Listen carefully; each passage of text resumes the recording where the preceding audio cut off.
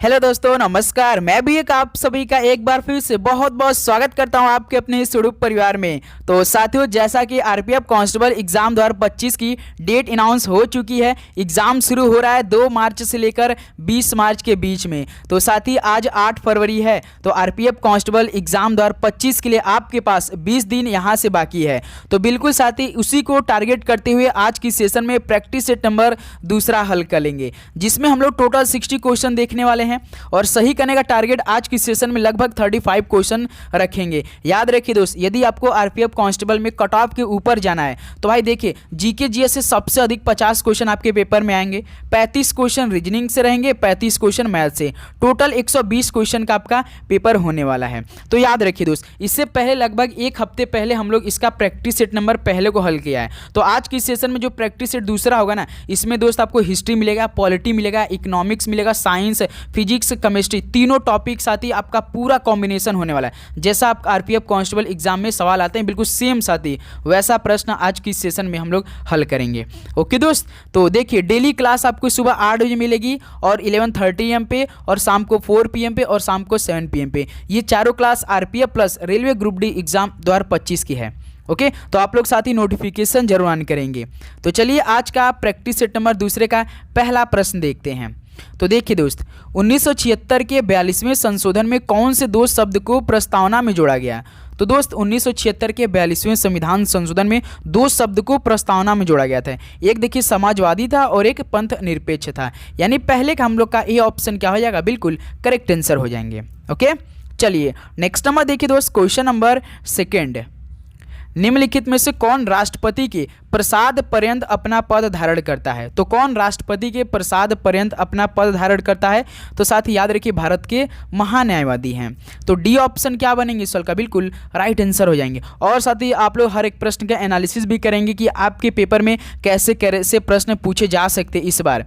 यदि साथी जैसे आपका रेलवे का एग्जाम 2024 में हुआ, जिस तरह से सारे प्रश्न जैसे पिछले वर्ष में रेलवे का एग्जाम हुआ था ना, बिल्कुल सेम साथी 2024 में जैसे 24 नवंबर को एएलपी का हुआ, फिर 17 दिसंबर को आपका जेई का हुआ, फिर टेक्नीशियन को, सेम साथी पिछले वर्षों के आधार पर ही पेपर आया था। यदि इस बार भी आरपीएफ का आ गया तो समझिए आपका बल्ले बल्ले होने वाला है। यदि आपकी तैयारी साथी बहुत अच्छी रही तो बहुत अच्छा प्रश्न आएगा। यदि आप तैयारी करते हैं लगातार तो आप बहुत बेटर स्कोर करेंगे। ओके दोस्त, याद रखिएगा। अग्नि वॉरियर निम्नलिखित में से किन देशों के बीच एक द्विपक्षीय अभ्यास है? अग्नि वॉरियर किन देशों के बीच एक द्विपक्षीय अभ्यास है? तो भाई याद रखिए भारत और सिंगापुर के बीच। ये ऑप्शन क्या हो जाएगा इस सवाल का? बिल्कुल करेक्ट आंसर हो जाएंगे। चलिए नेक्स्ट नंबर देखते हैं दोस्त, क्वेश्चन नंबर 4 क्या दिया है? ऑफ साइड ट्रैप शब्दावली का प्रयोग किस खेल में किया जाता है? बताइए, ऑफ साइड ट्रैप इस शब्दावली का प्रयोग किस खेल में किया जाता है? तो भाई याद रखिएगा फुटबॉल खेल में किया जाता है। ये ऑप्शन क्या हो जाएगा इस सवाल का? बिल्कुल राइट आंसर हो जाएंगे। ओके, चलिए अगला सवाल देखते हैं दोस्त, क्वेश्चन नंबर 5। मापन इकाइयों की सीजीएस प्रणाली का क्या अर्थ है? जो मापन इकाइयाँ होती है सीजीएस, इसकी प्रणाली का अर्थ क्या होती है? तो भाई सी का मतलब होता है मापन इकाई, सीजीएस प्रणाली का पूछ रहा है। तो भाई देखिए सेंटीमीटर, ग्राम, सेकेंड हो जाएगा। यहाँ से डी ऑप्शन क्या हो जाएगा? बिल्कुल राइट आंसर हो जाएंगे। ओके, चलिए अगला सवाल देखते हैं दोस्त, क्वेश्चन नंबर 6। राज्य मंत्री परिषद में मंत्रियों की नियुक्ति किसके द्वारा की जाती है? तो साथ ही राज्य मंत्री परिषद में मंत्रियों की नियुक्ति किसके द्वारा की जाती है? तो याद रखिए राज्यपाल द्वारा की जाती है। ये ऑप्शन क्या हो जाएगा दोस्तों? बिल्कुल राइट आंसर हो जाएंगे। ओके, चलिए अगला सवाल देखते हैं, क्वेश्चन नंबर 7 क्या दिया है?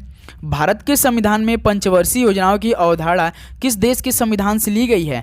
तो भाई जो भारत के संविधान में पंचवर्षीय योजना है, इसकी अवधारणा किस देश के संविधान से ली गई है? बताइए। तो याद रखिए दोस्त रूस के संविधान से ली गई है। ये ऑप्शन क्या हो जाएगा? बिल्कुल राइट आंसर हो जाएंगे। चलिए नेक्स्ट नंबर देखते हैं दोस्त, क्वेश्चन नंबर 8 क्या दिया है? निम्नलिखित में से कौन सा एक पादप हार्मोन है? बताइए दोस्त, इनमें से कौन सा एक पादप हार्मोन है? ये बायोलॉजी के सवाल है दोस्त, याद रखिए कम से कम 4 से 5 सवाल आपको बायो से देखने को मिलेगा साइंस में। तो कौन सा एक पादप हार्मोन है? तो भाई याद रखिएगा साइटोकाइनिन। ऑप्शन सी क्या बनेंगे? बिल्कुल राइट आंसर हो जाएंगे। ओके, चलिए अगला सवाल देखते हैं दोस्त, क्वेश्चन नंबर 9। प्लासी के युद्ध के बाद किसको बंगाल का नवाब बनाया गया था? बताइए दोस्त, प्लासी के युद्ध के बाद कौन किसको बंगाल का नवाब बनाया गया था? भाई याद रखिएगा, मीर जाफर को बनाया गया था। बी ऑप्शन क्या हो जाएगा? बिल्कुल राइट आंसर हो जाएंगे। तो साथ ही एक सवाल आप सभी से पूछना चाहेंगे कि जो मतलब कि बंगाल का विभाजन हुआ था वो किस वर्ष में हुआ था? जो लॉर्ड कर्जन ने कराया था ना, वो साथ ही वर्ष आपको बताना है कि बंगाल का विभाजन किस वर्ष में हुआ था, जो कि लॉर्ड कर्जन ने कराया था। इस सवाल का राइट आंसर दीजिए वर्ष का। चलिए दोस्त, अगला सवाल बताइए दोस्त, क्वेश्चन नंबर 10 देखिए। 74वें गणतंत्र दिवस परेड में किस राज्य की झांकी को सर्वोच्च पुरस्कार मिला था? बताइए दोस्त, जो 74वें गणतंत्र दिवस परेड हुआ था तो उसमें किस राज्य की झांकी को सर्वोच्च पुरस्कार मिला था? भाई याद रखिएगा, उत्तराखंड राज्य को मिला था। डी ऑप्शन क्या हो जाएगा? बिल्कुल राइट आंसर हो जाएंगे। ओके, चलिए अगला सवाल देखते हैं, क्वेश्चन नंबर 11। वस्तुओं के आयात और निर्यात पर लगाया गया कर कि किसके रूप में जाना जाता है? बताइए दोस्त, वस्तुओं के आयात और निर्यात पर लगाया कर ये किसके रूप में जाना जाता है? तो भाई ये सीमा शुल्क यानी कस्टम ड्यूटी के रूप में भी जाना जाता है। ऑप्शन ए क्या बनेंगे? बिल्कुल राइट आंसर हो जाएंगे। ओके, चलिए अगला सवाल देखते हैं दोस्त, क्वेश्चन नंबर 12 क्या दिया है? निम्नलिखित में से कौन सी अक्षांश की सबसे लंबी समांतर रेखाएं हैं? तो अक्षांश की सबसे लंबी समानांतर रेखाएं कौन सी है? किसकी है? तो भाई भूमध्य रेखा की है। डी ऑप्शन क्या हो जाएगा? बिल्कुल राइट आंसर हो जाएंगे।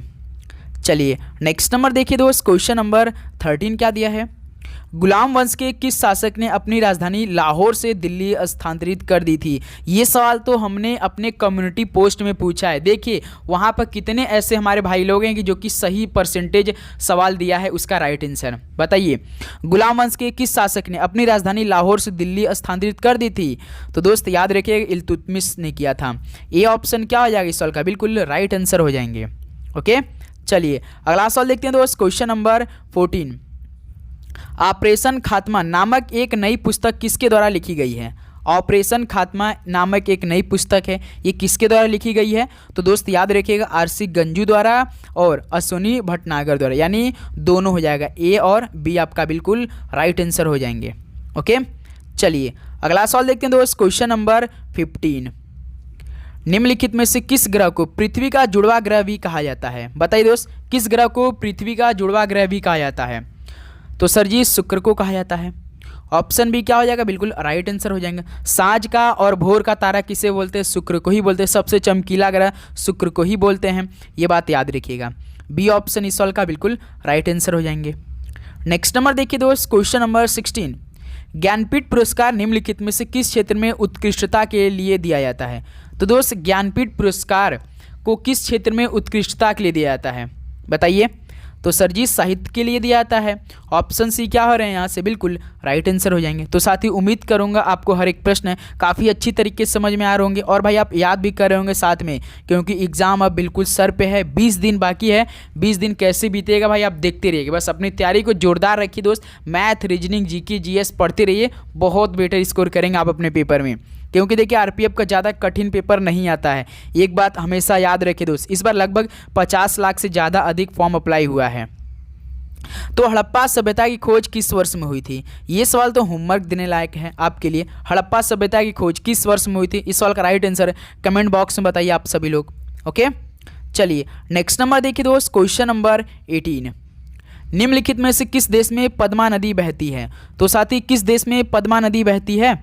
तो ये बांग्लादेश देश में। ऑप्शन सी क्या हो जाएगा? बिल्कुल राइट आंसर हो जाएंगे। चलिए नेक्स्ट नंबर देखते हैं, क्वेश्चन नंबर 19। क्षेत्रफल की दृष्टि से भारत का सबसे छोटा केंद्र शासित प्रदेश कौन सा है?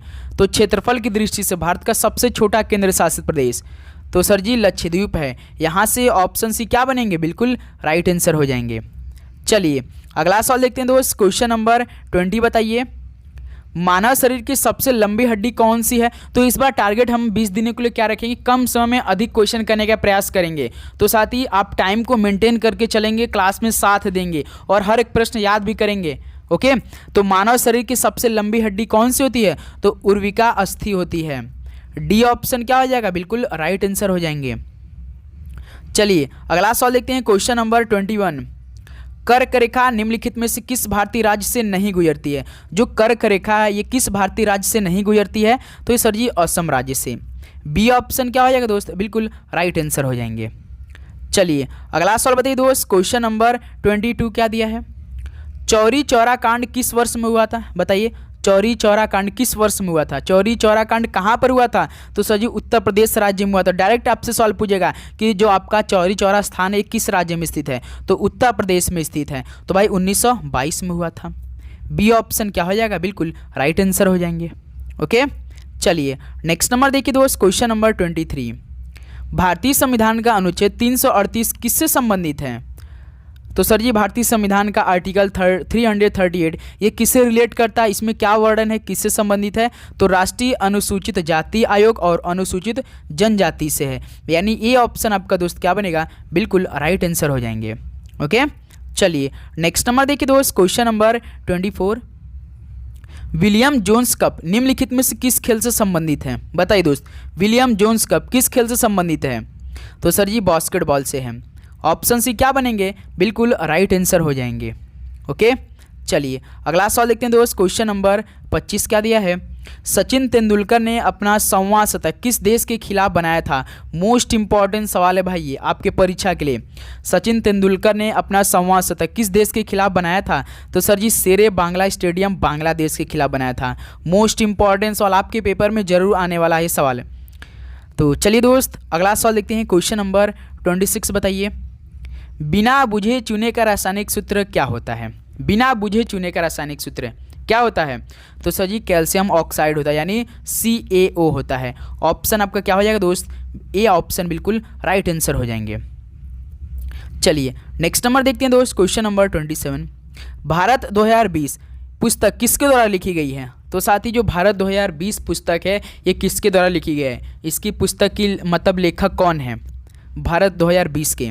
तो याद रखिए डॉक्टर APJ अब्दुल कलाम हैं। यहाँ से ऑप्शन ए क्या बन रहा है आपके? बिल्कुल सही जवाब हो जाएंगे। ओके, चलिए दोस्त नेक्स्ट नंबर देखते हैं, क्वेश्चन नंबर 28 क्या दिया है? सियाचिन हिमनद कहाँ पर स्थित है?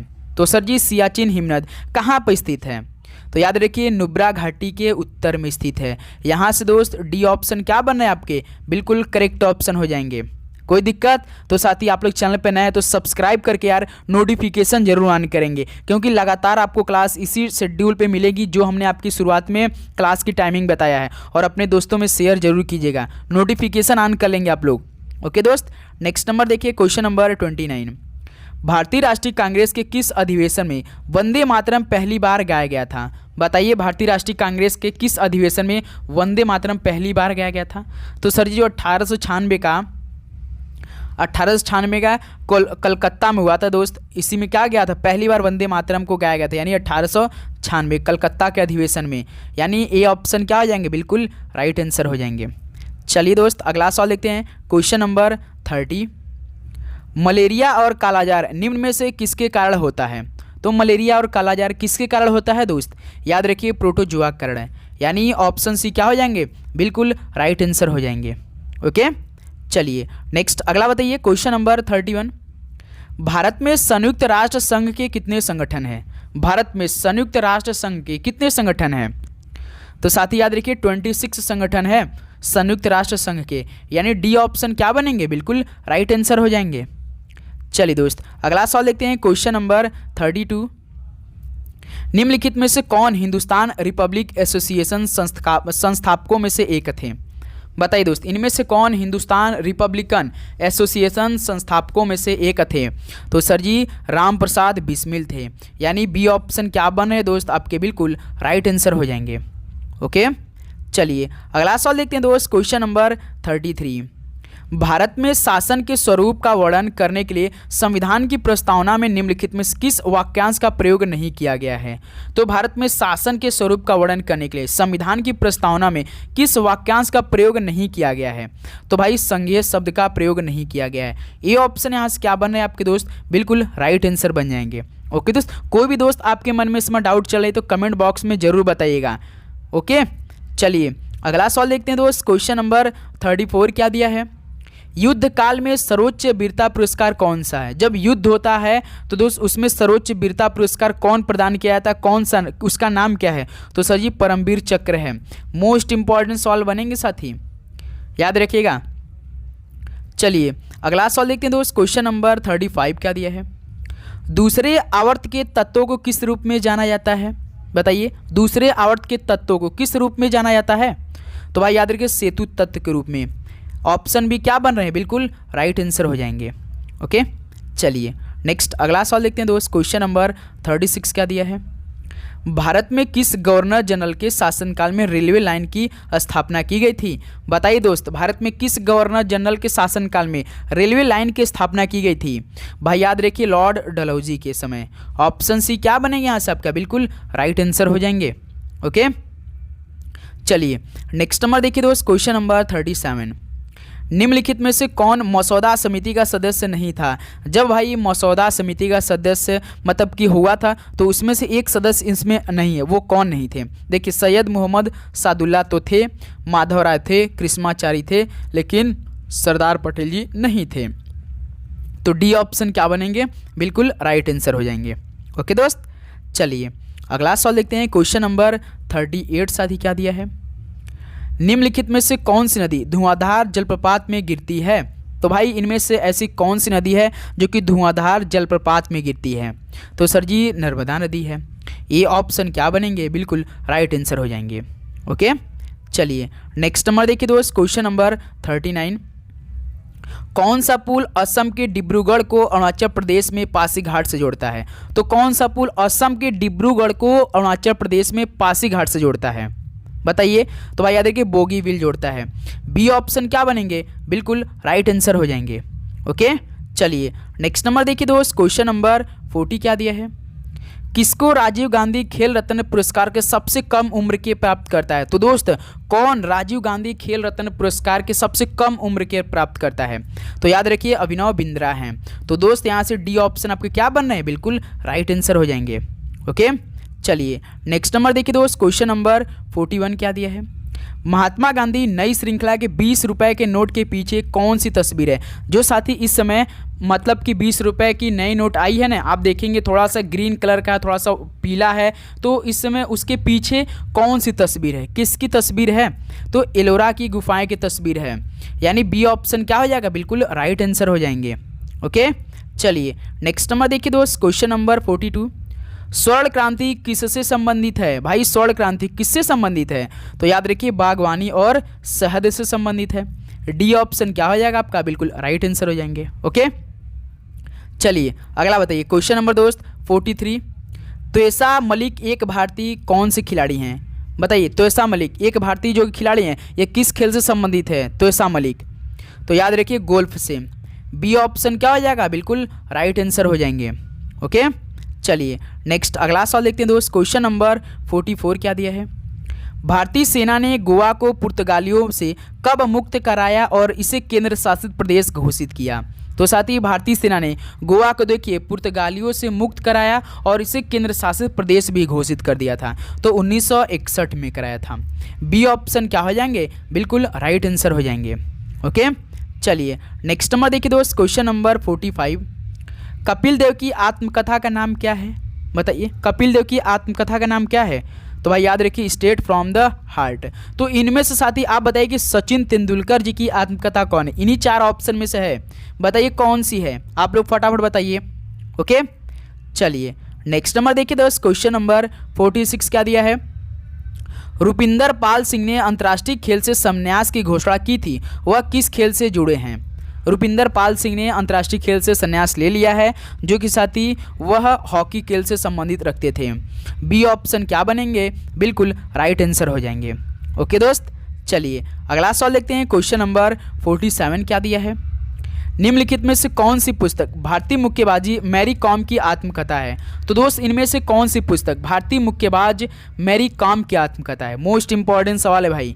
तो यदि हम बात करते हैं भारतीय मुक्केबाजी मैरी कॉम की आत्मकथा, तो अनब्रेकेबल एंड ऑटोबायोग्राफी, यानी ए ऑप्शन क्या हो जाएगा दोस्त? बिल्कुल राइट आंसर हो जाएंगे। ओके, चलिए नेक्स्ट अगला सवाल बताइए दोस्त। क्वेश्चन नंबर 48, राष्ट्रीय मतदान दिवस किस डेट को मनाया जाता है? बताइए दोस्त राष्ट्रीय मतदान दिवस कब मनाया जाता है? तो सर जी 25 जनवरी को मनाया जाता है। राष्ट्रीय मतदान दिवस हर साल 25 जनवरी को। बी ऑप्शन बिल्कुल राइट आंसर हो जाएंगे। ओके, चलिए नेक्स्ट नंबर देखिए दोस्त। क्वेश्चन नंबर 49 क्या दिया है? सरकार की कौन सी शाखा कानूनों और नीतियों को लागू करने के लिए जिम्मेदार है? बताइए दोस्त, सरकार की कौन सी शाखा कानूनों और नीतियों को लागू करने के लिए जिम्मेदार है? तो सर जी कार्यकारिणी है। ऑप्शन सी क्या बनेंगे दोस्त आपके? बिल्कुल राइट आंसर हो जाएंगे। ओके, कोई दिक्कत बिल्कुल नहीं। चलिए दोस्त नेक्स्ट अगला सवाल बताइए दोस्त, क्वेश्चन नंबर 50 देखिए क्या दिया आपका। माउंट सेंट हेलेंस ये किसमें स्थित एक सक्रिय स्ट्रेटो ज्वालामुखी है? तो बताइए दोस्त, जो माउंट सेंट हेलेंस है ये किस देश में स्थित एक सक्रिय स्ट्रेटो ज्वालामुखी है? तो याद रखिए दोस्त, आपका संयुक्त राज्य अमेरिका में स्थित है, यानी सी ऑप्शन आपका यहाँ से क्या बन रहे हैं? बिल्कुल राइट आंसर हो जाएंगे। ओके दोस्त, चलिए अगला सवाल देखते हैं, क्वेश्चन नंबर 51 बताइए, एक पारिस्थितिकी तंत्र में निम्नलिखित शामिल है। तो बताइए एक पारिस्थितिकी तंत्र में क्या क्या शामिल है साथी? बताइए आप लोग फटाफट। तो देखिए, एक तो सजीव जीव और भौतिक कारक, ये आपके एक पारिस्थितिकी तंत्र में शामिल है। तो बी ऑप्शन क्या बनेंगे दोस्त आपके? बिल्कुल राइट आंसर हो जाएंगे। ओके, चलिए नेक्स्ट नंबर देखिए दोस्त, क्वेश्चन नंबर 52 क्या दिया है, निम्नलिखित में से किस तत्व में अधिकतम परमाणु त्रिज्या है? तो किस तत्व में अधिकतम परमाणु त्रिज्या है दोस्त? फास्फोरस, क्लोरीन, सोडियम या सल्फर में? तो याद रखिए दोस्त, सोडियम में सबसे अधिकतम परमाणु त्रिज्या है। सी ऑप्शन आपका क्या हो जाएगा? Na बिल्कुल राइट आंसर हो जाएंगे। ओके, चलिए अगला सवाल देखते हैं दोस्त, क्वेश्चन नंबर 53 क्या दिया है, भारत में किस पंचवर्षीय योजना के अंतर्गत नीली क्रांति का आरंभ किया गया था? तो साथ ही भारत में किस पंचवर्षीय योजना के अंतर्गत नीली क्रांति का आरंभ किया गया था? तो साथ ही याद रखिएगा 7वीं पंचवर्षीय योजना के अंतर्गत स्टार्ट किया गया था भारत में नीली क्रांति। ऑप्शन भी क्या हो जाएगा? बिल्कुल राइट आंसर हो जाएंगे।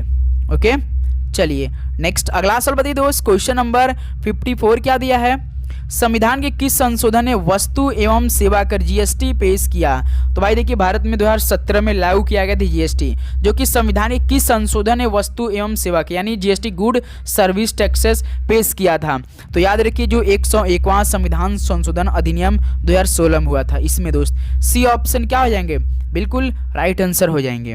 ओके, चलिए नेक्स्ट अगला सवाल देखते हैं दोस्त, क्वेश्चन नंबर 55, निम्नलिखित में से कौन सी नदी बेसिन क्षेत्रफल की दृष्टि से सबसे बड़ी है? तो कौन सी नदी बेसिन क्षेत्रफल की दृष्टि से सबसे बड़ी है? कावेरी, महानदी, नर्मदा या ताप्ती? तो याद रखिए दोस्त, महानदी है।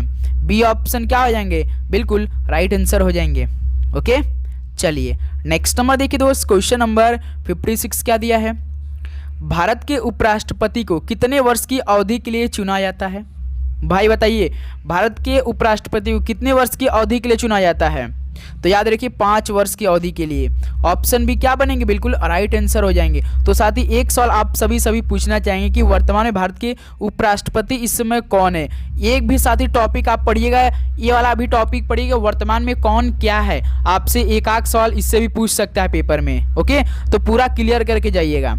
चलिए दोस्त नेक्स्ट अगला सवाल देखते हैं, क्वेश्चन नंबर 57, किस आयु तक के बच्चों को किसी कारखाने या खदानों खतरनाक कार्य में नियुक्त से प्रतिबंधित किया गया? बताइए, किस आयु तक के बच्चों को किसी कारखाने या खदानों खतरनाक कार्य में मतलब कि नियुक्त से प्रतिबंधित किया गया है? कितने वर्ष के बच्चों के?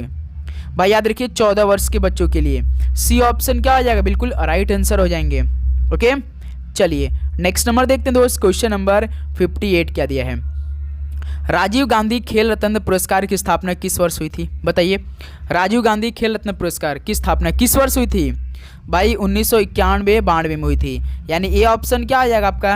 1991-1992 आपका बिल्कुल राइट आंसर हो जाएंगे। चलिए दोस्त अगला सवाल देखते हैं, क्वेश्चन नंबर 59 क्या दिया है, किस स्थान को धम्म और संघ की जन्मस्थली के रूप में जाना जाता है? तो साथ ही किस स्थान को धम्म और संघ की जन्मस्थली के रूप में जाना जाता है? तो भाई याद रखिए सारनाथ को। बी ऑप्शन क्या हो जाएगा? बिल्कुल राइट आंसर हो जाएंगे। ओके दोस्त, चलिए अगला सवाल देखते हैं और लास्ट क्वेश्चन आज के इस सेशन साथी। तो बताइए कि चक्रवर्ती राजगोपालचारी ने निम्नलिखित में से किस राज्य में नमक सत्याग्रह का नेतृत्व किया था? तो चक्रवर्ती राजगोपालचारी ने किस राज्य में नमक सत्याग्रह का नेतृत्व किया था? तो दोस्त तमिलनाडु राज्य में किया था। बी ऑप्शन क्या हो जाएगा? बिल्कुल राइट आंसर हो जाएंगे। तो साथी ये टोटल आपका 60 क्वेश्चन कंप्लीट हो चुके हैं। अब बताइए कि आप सभी का इन 60 क्वेश्चनों में से कितना स्कोर रहा? पूरी ईमानदारी के साथ बताएंगे दोस्त। तो उम्मीद करूंगा आज का सेशन बहुत ही हेल्पफुल लगा होगा। आप डेली क्लास साथी 11:30 AM पे आरपीएफ की क्लास लेंगे, नोटिफिकेशन ऑन करेंगे, इसका पीडीएफ साथी अपने टेलीग्राम ग्रुप में ऐड कर देंगे। अपनी तैयारी बरकरार रखिए दोस्त। 20 दिन बाद आपका एग्जाम होगा। कोई भी डाउट हो तो साथी कमेंट बॉक्स में पूछिए। एडमिट कार्ड जस्ट मतलब कि 15 दिन पहले आपको साथी मालूम होने शुरू हो जाएगी कब आपका एग्जाम होगा। पहले तो स्टेटस जारी होगा, उसी में आपका पता चल जाएगा कि आपका एग्जाम किस डेट को पड़ा, किस शिफ्ट में पड़ा है। ओके, तो 4 दिन बाद आपका साथी एडमिट कार्ड डाउनलोड होना शुरू हो जाएगा आरपीएफ का। ओके, तो चलिए दोस्त इस सेशन को यही समाप्त करते हैं। मिलते हैं शाम को 4 बजे मैथ के क्लास में साथी, आप जरूर जुड़िएगा। ओके, सभी को जय हिंद, वंदे मातरम। पढ़ाई करते रहे। ऑल द बेस्ट, धन्यवाद।